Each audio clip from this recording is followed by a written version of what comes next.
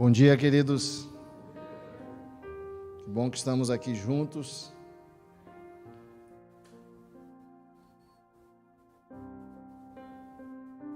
Eu queria trazer uma palavra nesta manhã sobre o Sermão do Monte, que eu tenho pensado muito sobre uma palavra que fale sobre o Sermão do Monte, em que Jesus... O Sermão do Monte é uma passagem muito conhecida na Bíblia. E o Senhor Jesus faz ali uma manifestação, um sermão, né, que talvez seja o mais conhecido de todos os sermões de Jesus.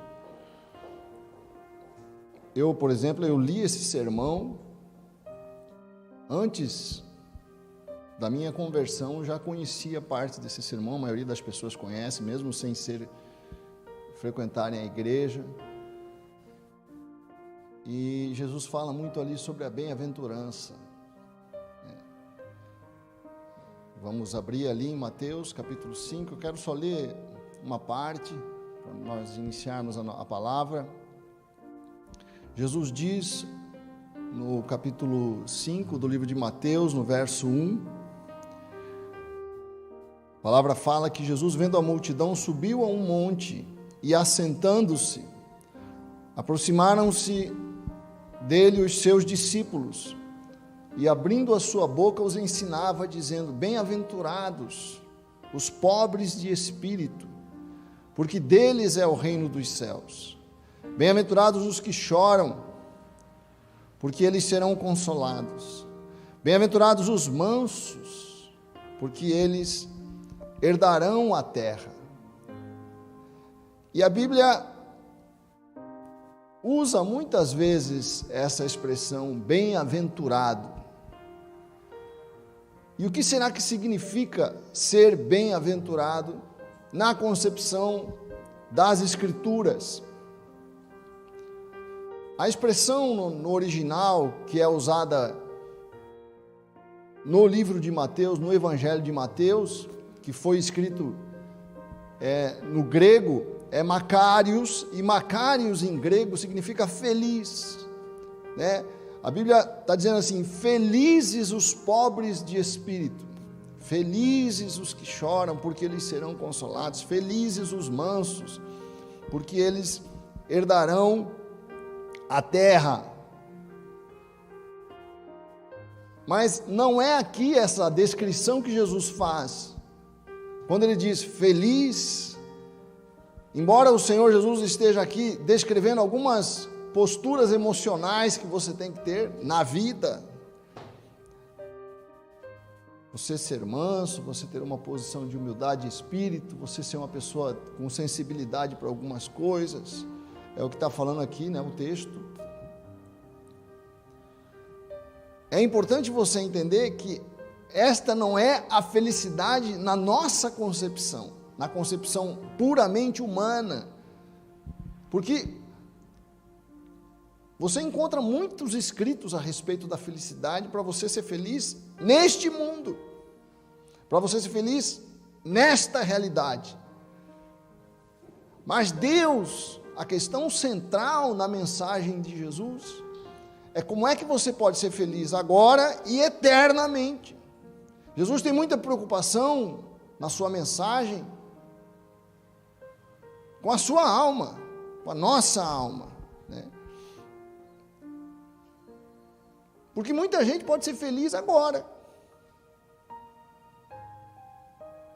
mas Jesus está preocupado com a tua felicidade agora e daqui a 100 anos,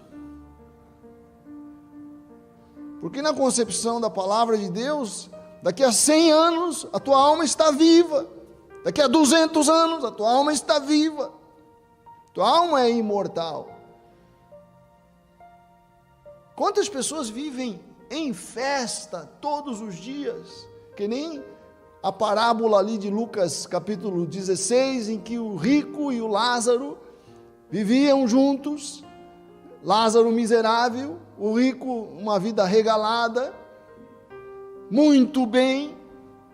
Diz Jesus na parábola que ele fazia festa todos os dias. Fazia mais festa que o Neymar, que o Ronaldinho Gaúcho. Todos os dias. Vivia uma vida, para quem no mundo via, falava, mas esse cara é feliz, ele se diverte demais, todos os dias. Mas diz a parábola que quando o miserável do Lázaro morreu, que vivia uma vida trágica, ele era deficiente físico, pobre, vivia das migalhas, ele foi levado na presença de Deus. E o rico foi para o inferno, diz a palavra lá em Lucas capítulo 16. E aí me vem a palavra de Marcos capítulo 8, verso 36, pois que adianta o homem ganhar o mundo inteiro e perder a sua alma? A tua alma é imortal, é ela que é essencialmente importante na tua vida.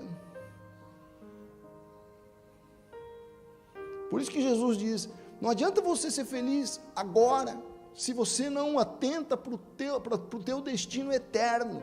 Então, quando a Bíblia fala na bem-aventurança, essa preocupação está profundamente presente no discurso do Senhor.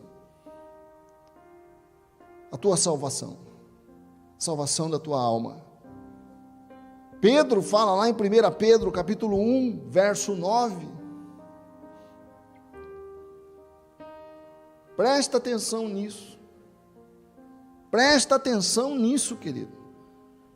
Pedro fala assim, alcançando o fim, isto é, o alvo, o propósito, alcançando o fim da vossa fé, a salvação das vossas almas. Quer dizer, o alvo da tua fé não é você prosperar hoje, o alvo da sua fé não é você ficar bem no teu casamento, o alvo da sua fé não é você ser curado, o alvo da tua fé não é você ter plena satisfação agora. Tudo isso é importante, nós queremos tudo isso e nós trabalhamos para isso. Não estou dizendo que isso não é importante, que Deus não ajuda você em tudo isso, é claro que sim, mas não é o alvo, não é o propósito da tua fé. O propósito da tua fé é você ser livre do dia do juízo, da condenação que virá sobre o mundo, você ser salvo.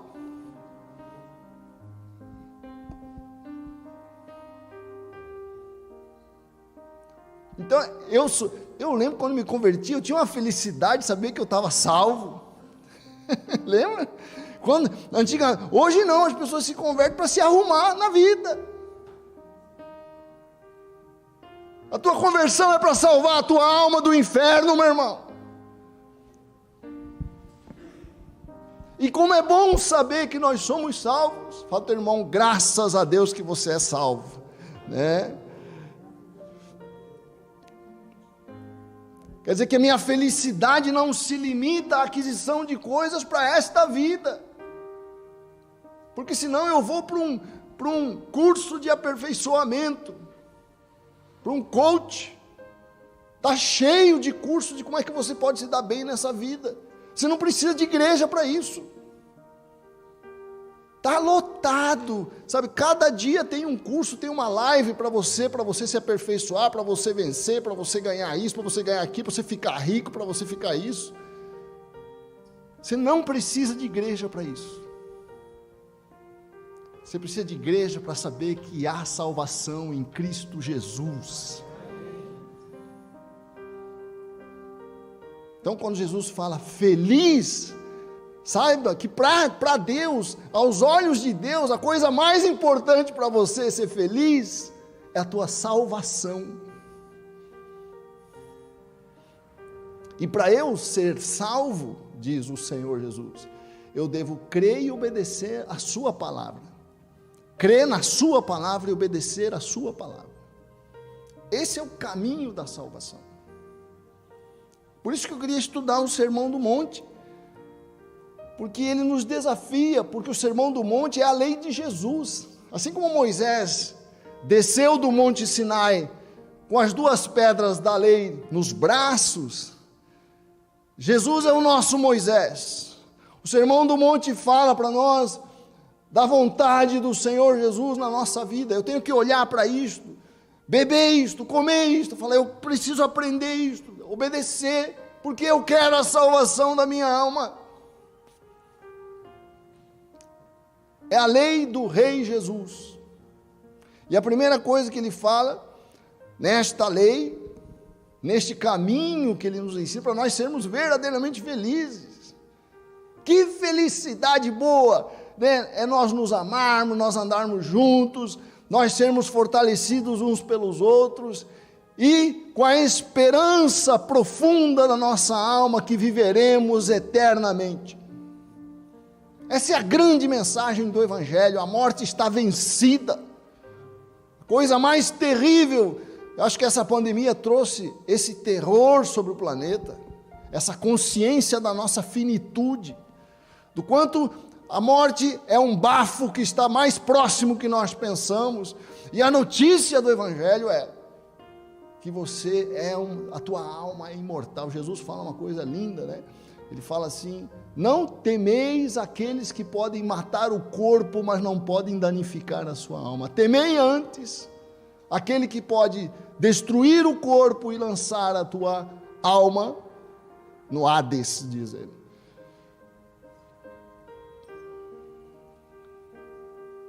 Que maravilha, maravilha. Você sabe que você é imortal, meu irmão?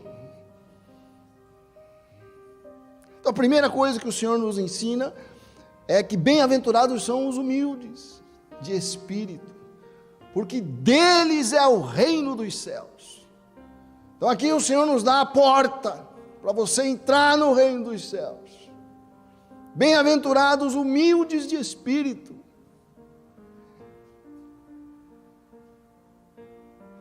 As Escrituras não deixam nenhuma dúvida do que você precisa para você entrar no reino dos céus. A primeira coisa, você tem que ser humilde de espírito. Mas entenda isso, a humildade não é uma condição econômica, mas uma postura da alma, que é poderosa para nos salvar. Quando a Bíblia fala em você ser humilde, não está falando de bolso, está falando de coração. Os pobres de espírito, uma postura de alma.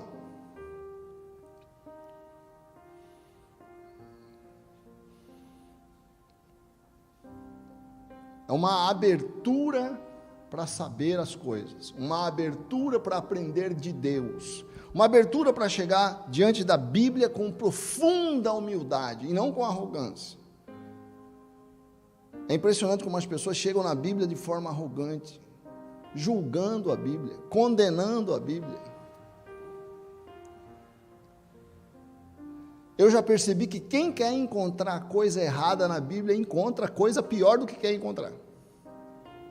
A pessoa, quando vai com um olho julgador na Bíblia, ele fica escandalizado com a Bíblia. Existe uma maneira de eu me aproximar de Deus, é com humildade. Profunda humildade. Bem-aventurado, feliz, quem tem essa postura de humildade para se aproximar da palavra de Deus. O reverso da humildade é a arrogância. A Bíblia fala lá em Provérbios capítulo 16, verso 18, que a soberba, olha só que interessante, como a palavra vai, né, se explicando. A soberba precede a ruína. Se a humildade abre as portas do reino dos céus, a arrogância precede a ruína, e a altivez do espírito precede a queda. Melhor é ser humilde de espírito com os mansos, do que repartir a riqueza com os arrogantes.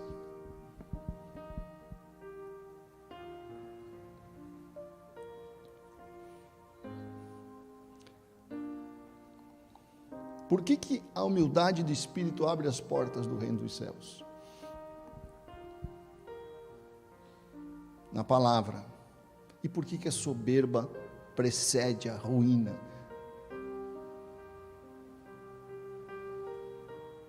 A soberba me impede de compreender a minha situação diante de Deus. A humildade ilumina a minha situação diante de Deus. Quem é humilde de espírito, a Bíblia fala pobre de espírito. Olha só que interessante, né? Nós lemos, bem-aventurados os pobres de espírito. O pobre de espírito, ele sabe que ele está falido espiritualmente.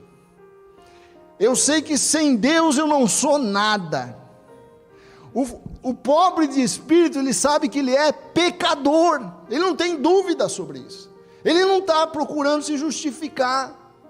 Eu sei que eu sou pecador, sabe, quando me pregaram o evangelho, eu já sabia que eu era pecador. O evangelho me aliviou, porque você é pecador, mas tem jeito para você. Agora, se a pessoa acha que já não, eu sou um cara bom. Quantas vezes nós ouvimos isso das pessoas? Não, por que Deus? Eu sou um cara bom, sou um cara jóia, eu não bebo, não fumo, não faço mal a ninguém. Então você não é humilde de espírito. Você já está salvo por você mesmo. Então você não precisa de Salvador. Salvador para quê, se você já é bom?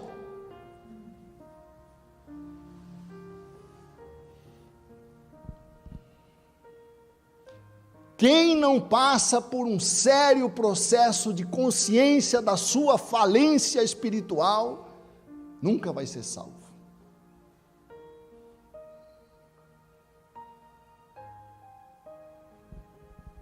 Não existe salvação sem arrependimento. Se eu não tenho nada para me arrepender, como um certo presidente de um certo país disse, eu não tenho nada para pedir perdão. Nada na vida, nada para me arrepender.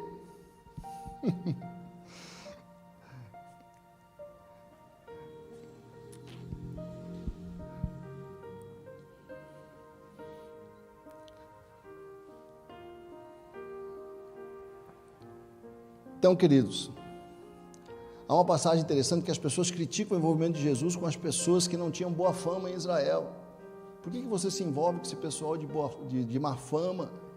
Porque Jesus não tinha, Jesus se reunia com os piores, sentava com os publicanos. Os publicanos eram a pior raça em Israel. Eles odiavam os publicanos porque os publicanos eram judeus que serviam a Roma, cobravam impostos do seu próprio povo em favor de Roma. Então eram vistos como traidores, eles odiavam os publicanos. E Jesus fala assim,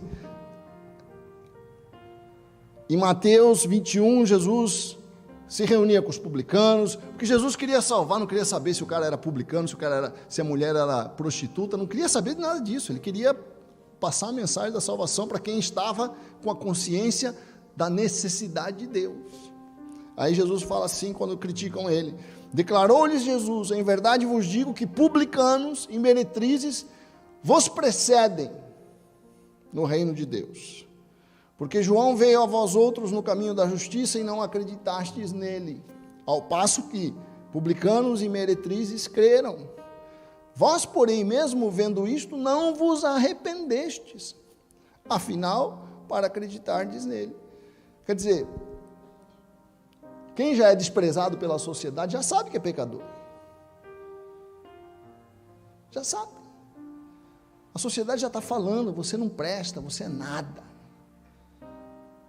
E é esse que Jesus ia atrás.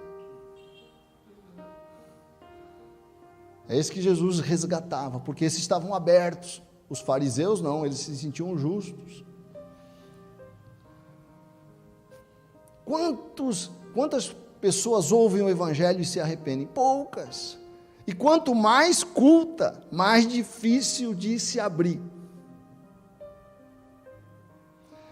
Foi feita uma pesquisa nos Estados Unidos com os cientistas de ponta, os que ganham o prêmio Nobel, os premiados, os cientistas top da Academia Nacional de Ciências dos Estados Unidos.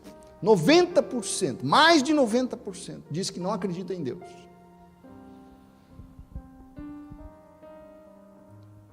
Muitos cientistas acreditam, mas os top, mais de 90% acha que Deus não existe. Quanto mais vai se arrepender para se converter.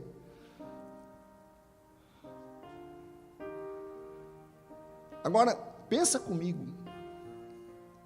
Como é que alguém que é cientista conhece o funcionamento do universo, essa complexidade absurda, conhece o funcionamento do corpo humano, 1 trilhão de células trabalhando em harmonia umas com as outras. A célula do cérebro sabe o que tem que fazer para ser do cérebro, a do fígado sabe, né? Cada célula sabe a sua função, uma sabedoria tremenda, só no corpo de uma pessoa, o universo funcionando em harmonia, as leis, a gravidade, tudo, e o cara vê isso e fala, veio do nada. Isso é um acaso, ninguém fez. Como é que pode isso? Porque eu acho que quanto mais conhecimento, mais vontade de adorar uma pessoa tem que ter, mais vontade de ajoelhar tem que dar. Quando eu vejo a maravilha, quando eu vejo a bondade das pessoas, quando eu vejo as coisas boas da vida, não dá vontade de ajoelhar e falar graças a Deus? Mas não, eles vão, você vê, a arrogância não permite que eles percebam a grandeza de Deus na criação.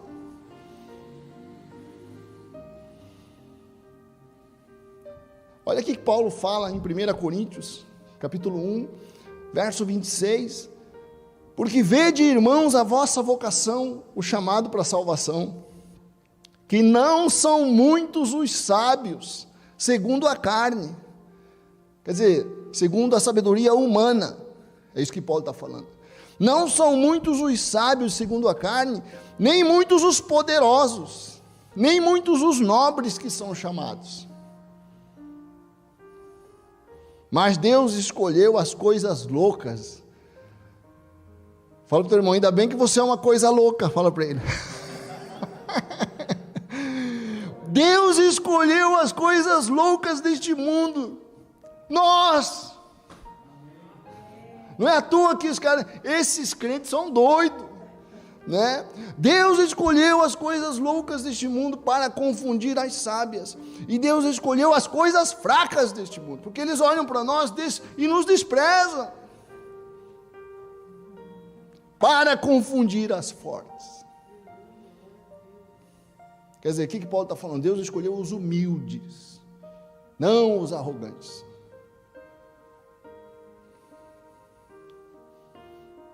A palavra fala também que bem-aventurados são os que choram,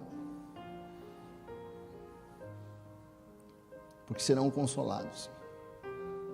Coisa boa, né?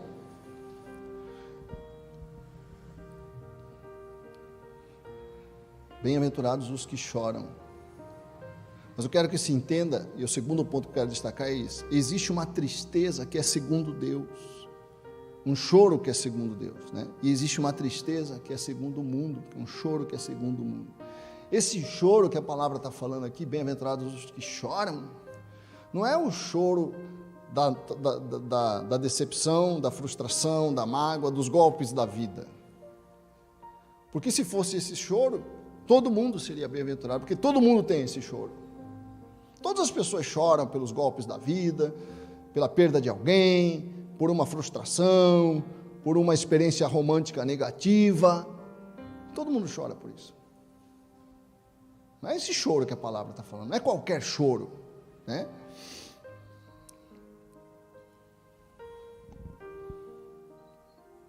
É um choro de dor, mas não é simplesmente o choro, você chora, você vai ser consolado, a Bíblia fala, não.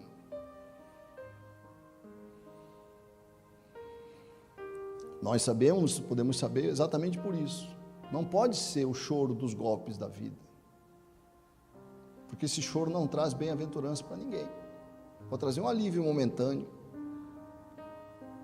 A Bíblia fala que existe uma tristeza segundo o mundo e uma tristeza segundo Deus. Essa tristeza segundo Deus é que Jesus está falando aqui. Qual é a tristeza segundo Deus? Vamos abrir lá em 2 Coríntios, capítulo 7, Paulo fala assim, verso 10, porque a tristeza segundo Deus opera arrependimento para a salvação, aqui de novo a palavra salvação que o Espírito de Deus está falando conosco nestes dias.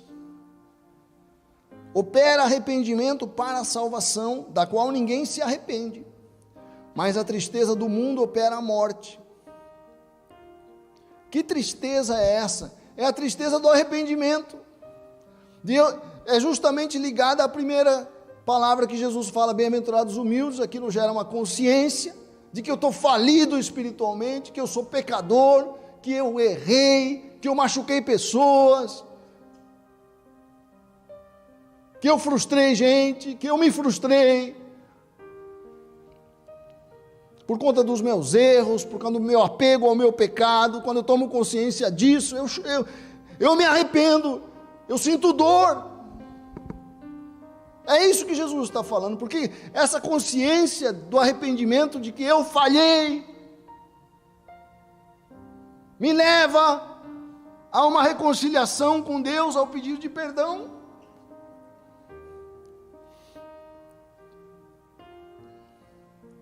Porque não existe salvação sem arrependimento. Esse é o ponto central. As pessoas falam, mas Deus é amor. É amor, mas não é indulgente com o pecado. Mas Deus é graça. A graça de Deus é uma oportunidade para eu sair do pecado. É uma porta aberta.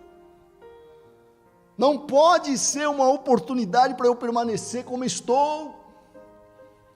Porque se eu choro, se eu sinto dor por ter pecado, como é que eu vou ficar confortavelmente sentado sobre o meu pecado?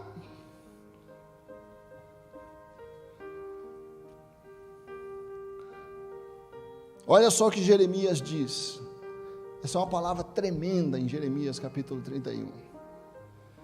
Na verdade, depois que me converti, não sei se está ali, você tem ali, André, se puder projetar para nós. Na verdade, depois que me converti, arrependi-me. Olha só.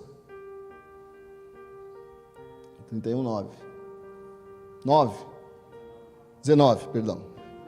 Isso. Na verdade, depois que me converti, tive arrependimento. Olha só. O profeta falando. Opa, não posso sair, né? E depois que fui instruído, depois que eu tomei consciência, bati no peito. O que diz ali? Bati na minha coxa. Aqui na minha tradução diz, bati no peito. Fiquei envergonhado, confuso. Então, queridos, essa consciência dos erros que eu cometi na vida, em relação a Deus, nós pecamos. Eu pequei contra a minha mulher, eu pequei contra as minhas filhas, eu pequei às vezes contra você, nos erros que eu cometi, mas antes de eu ter errado contra ela, eu errei contra meu Deus. Davi fala assim, Davi tinha cometido adultério e homicídio. Você imagina isso, o rei Davi. Ele tinha matado um homem e tomado a mulher desse homem, por isso ele matou esse homem. Olha só, coisa tremenda. E aí ele é confrontado por Deus. Ele fala no Salmo 51, contra ti pequei, contra ti somente.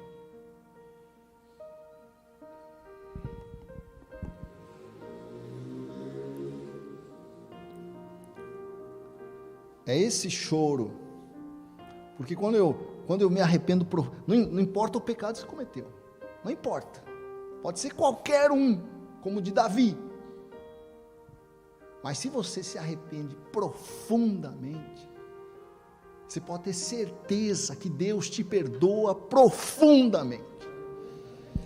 A Bíblia fala que Ele joga o teu pecado no mar do esquecimento, mas tem que haver isto.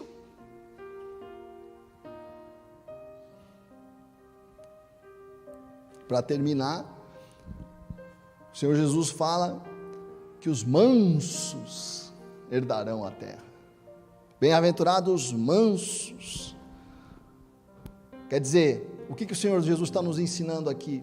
Os violentos não herdarão a terra.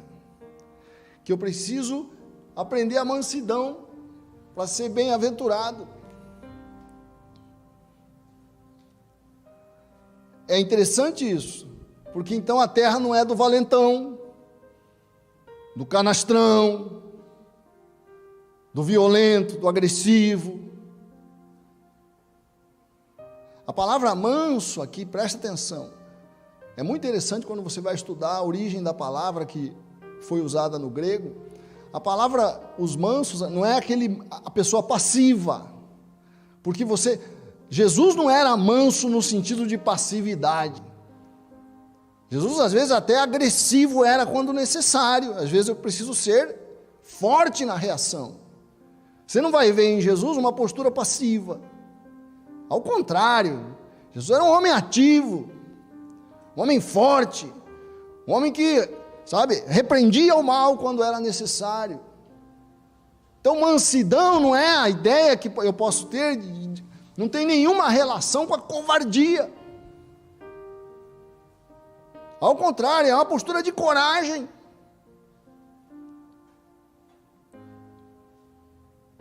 Porque é uma postura de autocontrole. No original, a expressão é praus. No grego está escrito praus. A palavra praus no grego significa, se você for traduzir, tem várias traduções, mas uma das traduções mais comuns é gentil. Sabe a pessoa que é gente, sabe aquela pessoa boa de se tratar?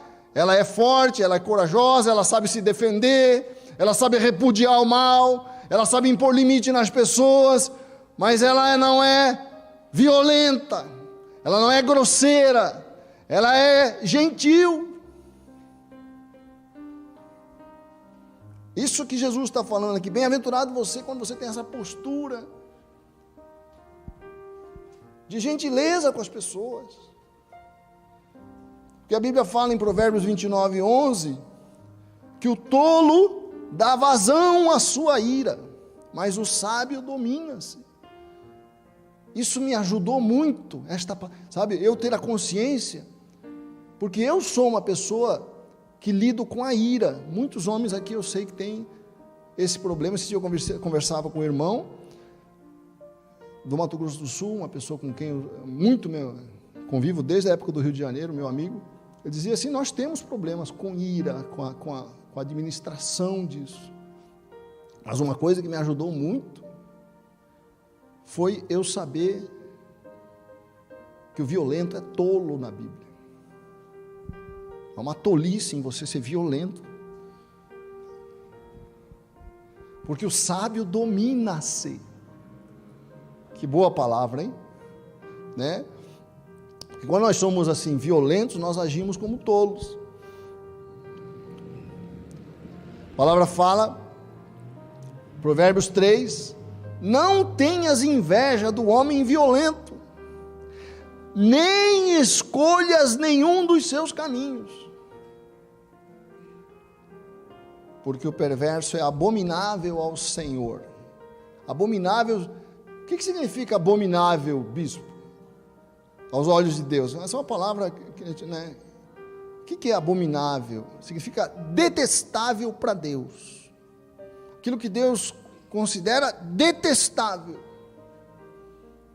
Esse é o violento, que sai destruindo tudo.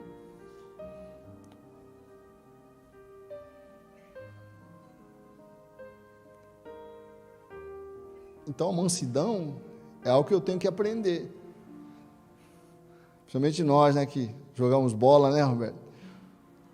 Roberto às vezes falava para mim: João, bispo, o senhor não está se dominando.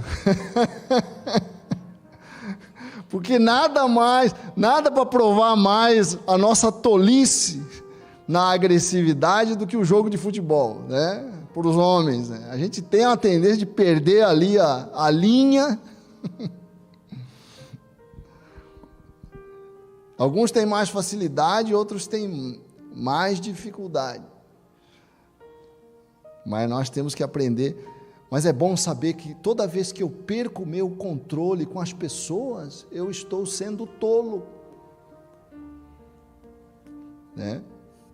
Quer dizer que o caminho, a Bíblia fala que o Espírito de Deus, o Espírito de Jesus, o Espírito Santo, ele é de fortaleza, ele é de poder, fortaleza, ele é de amor e ele é de moderação. Quer dizer, ele é um espírito tranquilo, equilibrado.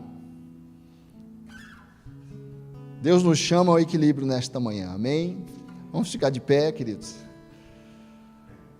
Eu queria concluir dizendo isso, o que nós temos que aprender, se nós queremos ser felizes, não apenas uma felicidade para este mundo, mas uma felicidade que nos aponte o caminho da eternidade. Conversei muito com meu irmão que veio, e com a minha cunhada, nós estivemos juntos. Ele veio aqui comemorar o casamento dele aqui em Gramado, segunda e sexta-feira. Nós falamos muito sobre essa questão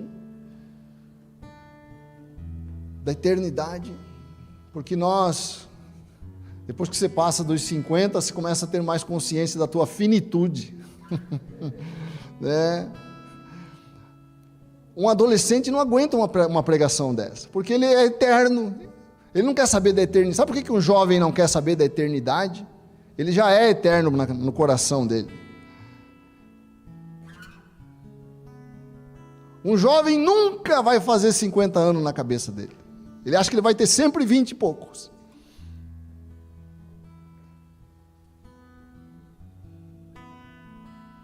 Por isso a palavra fala: lembra-te do teu Criador nos dias da tua mocidade, antes que venham os dias em que tu digas, não tenho mais neles prazer. Lembra-te do teu Criador, querido. Vamos nos voltar para o nosso Deus. Meu coração está queimando nesses dias para a igreja se voltar para Deus, deixar o pecado, entrar no caminho da obediência, obedecer a palavra do Senhor, né?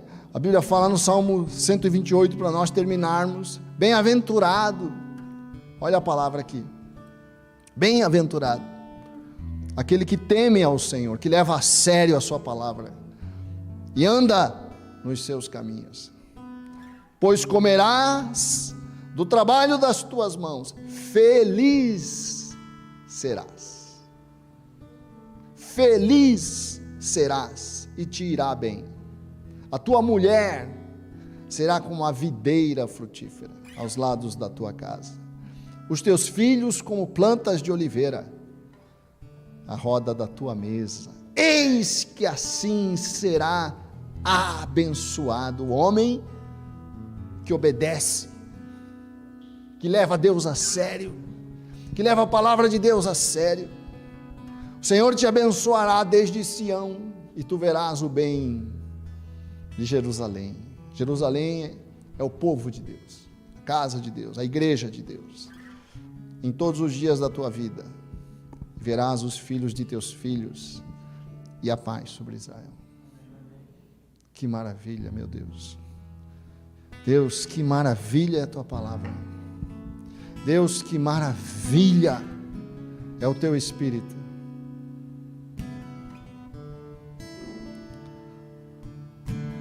Queria que você que está em casa, você que está aqui na igreja, fechasse teus olhos. Faz um concerto com Deus. Deus nos chama a um concerto com Ele. Não se esqueça que o alvo da tua fé é a salvação da tua alma. Faz um concerto com Deus. Deus, eu quero a salvação da minha alma. Me ajuda a obedecer a tua palavra. Me ajude a crer. Me ajuda a andar nos teus caminhos. Chega do conforto, chega da acomodação. Eu quero o desafio de obedecer esta palavra maravilhosa que é a tua. Em nome de Jesus. Aleluia.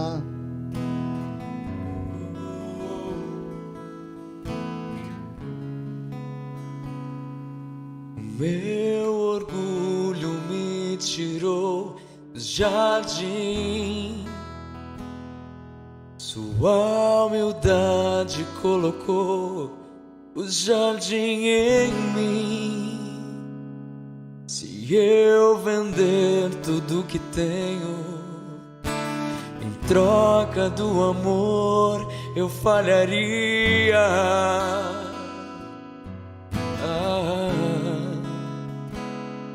Pois o amor não se compra, nem se merece. O amor se ganha, de graça o recebe. Eu quero conhecer Jesus. Eu quero conhecer Jesus. Eu quero conhecer Jesus. Quero conhecer Jesus. Meu amado é o mais belo entre milhares e milhares. Meu amado é o mais belo entre milhares e milhares.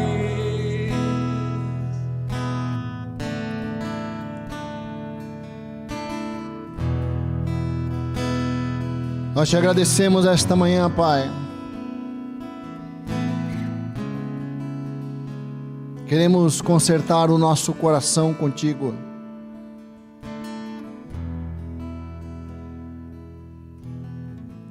Perdoa-nos. Queremos conhecer a Ti, conhecer a Tua palavra e obedecer os Teus caminhos, andar nos Teus caminhos, porque bem-aventurado o homem que teme ao Senhor e anda nos seus caminhos.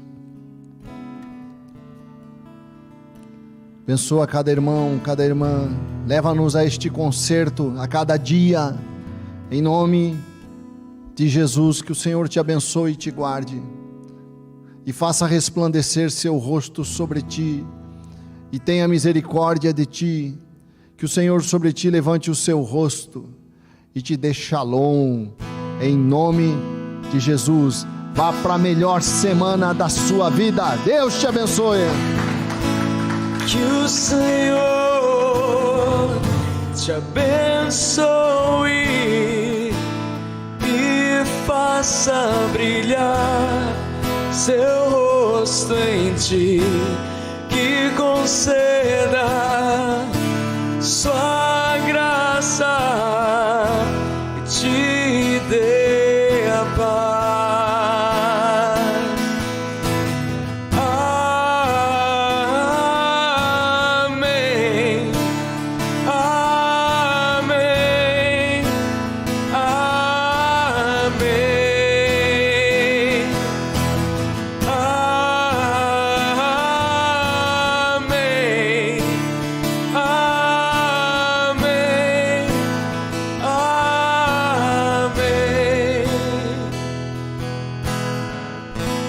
Que o Senhor te abençoe e faça brilhar seu rosto em ti, que conceda sua graça, te dê a paz.